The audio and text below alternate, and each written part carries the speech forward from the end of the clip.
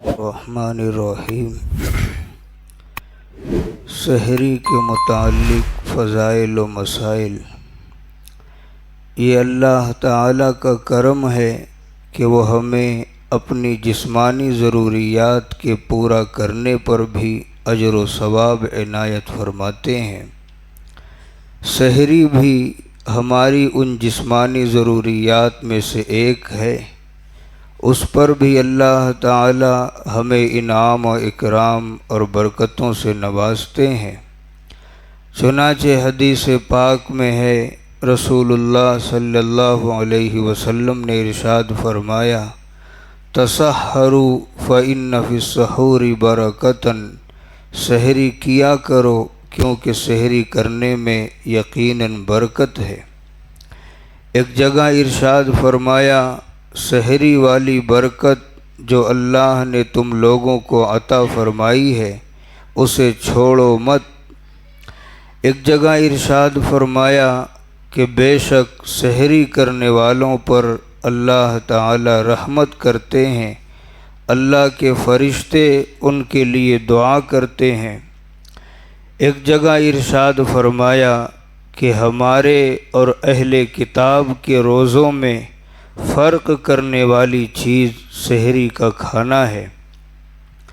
چنانچہ عمر بن عاص رضی اللہ عنہ کی روایت میں ہے کہ ہمارے اور اہل کتاب کے روزے میں صرف سحری کے کھانے کا فرق ہے، کیونکہ ان کی شریعت میں یہ تھا کہ روزے کی رات میں نیند آ جانے کے بعد بیوی سے صحبت کرنا، کھانا اور پینا تینوں چیزیں حرام تھیں، اور ابتدائے اسلام میں ہمارے لیے بھی یہی حکم تھا۔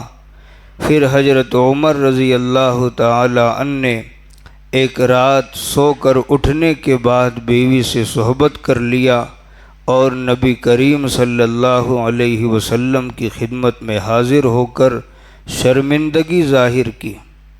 اسی طرح سرما بن قیس ایک انصاری صحابی ہیں۔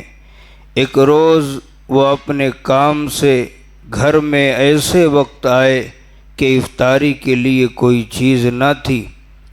بیوی کھانے کی تلاش میں باہر گئیں، اتنے میں حضرت قیس کو نیند آ گئی، پس ان کے پاس کھانا اس وقت پہنچا جب کہ ان کے لیے حرام ہو چکا تھا۔ صبح کو پھر بغیر کھائے روزہ رکھ لیا۔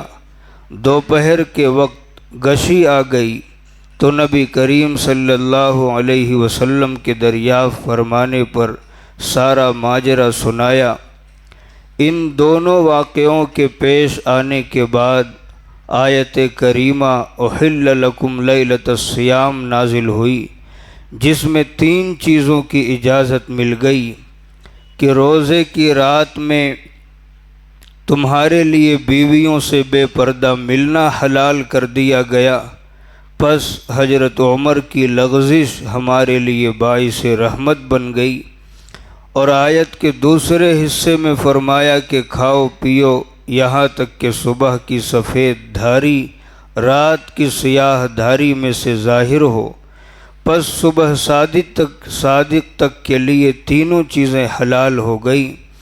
اس آیت کے نازل ہونے کے بعد نبی کریم صلی اللہ علیہ وسلم نے سحری کی رغبت دلائی اور فرمایا کہ ہمارے اور اہل کتاب کے روزے میں سحری کھانے ہی کا فرق ہے، پس یہ ایک فعل مستحب ہے، اگر ضرورت نہ ہو تب بھی سنت کی برکت اور ثواب حاصل کرنے کے لیے کم از کم ایک چھہارا اور کھجور ہی کھا لیا کریں۔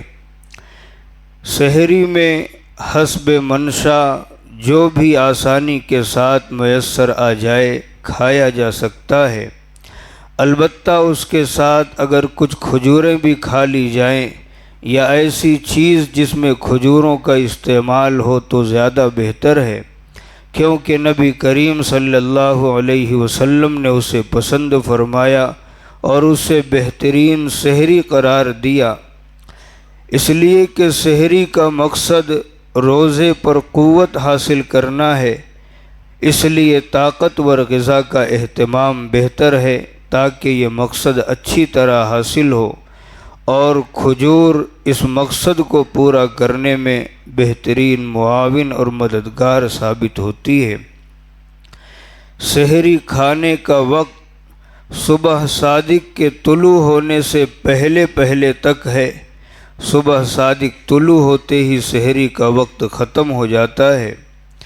آدھی رات کے بعد صبح صادق کے طلوع ہونے سے پہلے تک جس وقت بھی کھائیں سحری کی سنت ادا ہو جائے گی، لیکن بالکل رات کے آخری حصے میں سحری کرنا افضل ہے۔ حالت جنابت میں سحری کرنا: اگر آپ سحری کے وقت پاک نہیں ہیں تب بھی سحری کھانا اور روزہ رکھنا جائز ہے، اس سے روزے میں کوئی فرق نہیں پڑتا، لیکن سحری کے بعد نماز فجر کی ادائیگی کے لیے پاک ہونا ضروری ہے، اس لیے جتنی جلدی ممکن ہو انسان کو پاکی حاصل کرنے کا اہتمام کرنا چاہیے۔ روزے کے لیے نیت کرنا ضروری ہے، بغیر نیت کے روزہ نہیں ہوتا، اور نیت دل کے ارادے کا نام ہے، لہذا سحری سے فارغ ہو کر دل ہی دل میں نیت کر لینا کافی ہے کہ میں اللہ کی رضا کے لیے رمضان کا روزہ رکھ رہا ہوں۔ البتہ زبان سے بھی نیت کے الفاظ ادا کرنا درست ہے، خواہ اپنی مادری زبان میں ہو یا کسی اور زبان میں ہو، لیکن یاد رہے کہ عوام میں نیت کے جو یہ الفاظ مشہور ہیں اور ہمارے کیلنڈروں میں ایک زمانے سے چھپتے آ رہے ہیں، وَبِصَوْمِ غَدٍ نَوَيْتُ مِنْ شَهْرِ رمضان، یا نویت ان اصوم غدا للہ تعالی من فرض رمضان، یہ سحری کی دعا ہرگز نہیں ہے۔ یہ الفاظ قرآن و سنت سے سحری کی دعا یا نیت کے لیے ثابت نہیں ہے۔ البتہ اگر آپ عربی زبان میں نیت کرنا چاہتے ہیں تو ان الفاظ کے ساتھ نیت کرنا درست ہے، لیکن ان الفاظ کو سحری کی مسنون دعا سمجھنا یا اسے ضروری سمجھنا یہ درست نہیں ہے۔ سحری کی چند کوتاہیاں: نمبر 1، سحری نہ کرنا۔ بعض لوگ سحری کرتے ہی نہیں، یہ صحیح نہیں ہے، کچھ نہ کچھ کھا لینا چاہیے، اگرچہ ایک کھجور یا پانی کا ایک گھونٹ ہی کیوں نہ ہو۔ نمبر 2، رات ہی کو سحری کر لینا۔